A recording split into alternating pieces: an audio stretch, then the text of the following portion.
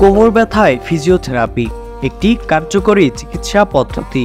এই প্রতিপাদ্য নিয়ে ৮ সেপ্টেম্বর বিশ্ব ফিজিওথেরাপি দিবস পালন করা হয়েছে। হার্ট অ্যাটাক, সড়ক দুর্ঘটনা সহ নানা কারণে শারীরিক বৈকল্যের শিকার হওয়া ব্যক্তিদের চিকিৎসায় ফিজিওথেরাপি খুবই গুরুত্বপূর্ণ।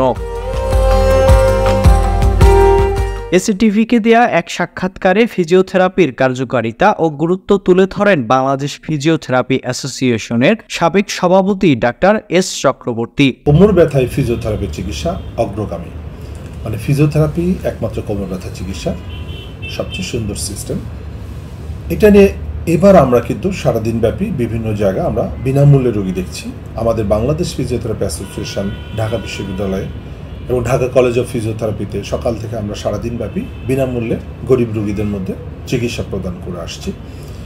প্রতি বছরই আমরা করে থাকি এই বিশ্ব ফিজিওথেরাপি দিবস উপলক্ষে বিভিন্ন ধরনের সেমিনার করে থাকি, র্যালি করে থাকি, বিভিন্ন ধরনের কমিউনিকেশন, বিভিন্ন ধরনের পত্রিকায় বিভিন্ন ধরনের মেসেজ দিয়ে থাকি যেন সারা পৃথিবীর মানুষ জানতে পারে, আমাদের দেশের মানুষও যেন জানতে পারে যে ফিজিওথেরাপি চিকিৎসায় যে কোমর ব্যথার জন্য এবার এত ভালো চিকিৎসা, যে ফিজিওথেরাপির মাধ্যমে কোমর ব্যথা ভালো করা সম্ভব, যে প্রতিপাদ্য বিষয় নিয়ে এবারকার ফিজিওথেরাপি দিবস পালিত হয়ে যাচ্ছে। এ সময় এস চক্রবর্তী বর্তমান সরকারের সহযোগিতায় ফিজিওথেরাপির বিভিন্ন ভূমিকা তুলে ধরেন। এছাড়া বাংলাদেশি কম খরচে উন্নত ফিজিওথেরাপি চিকিৎসা সম্ভব বলেও জানান তিনি। বর্তমান সরকার কিন্তু যে আজকে আমাদের যে প্রধান উপদেষ্টা, ওনার যে একটা স্লোগান আমরা সবাই জানি যে ৩-০ পৃথিবী, যে ৩-০ মধ্যে বেকারত্ব মুক্ত আমরা সমাজ গঠন করতে চাই বা দেশ গঠন করতে চাই বা বিশ্ব গঠন করতে চাই। ঠিক তাই ফিজিওথেরাপি প্রফেশনাল কিন্তু বেকারত্ব মুক্ত, কারণ বাংলাদেশে কোনো ফিজিওথেরাপি বেকার নাই, কারণ সরকার চাকরি দিচ্ছে না। বাংলাদেশে কোনো ফিজিওথেরাপি গ্রাজুয়েটদের কোনো চাকরি কোনো পোস্ট নাই, কিন্তু একজন ফিজিওথেরাপিস্ট বেকার পাওয়া যাবে না যারা তারা নিজেরাই, তারা প্রত্যেকে এন্টারপ্রেনার।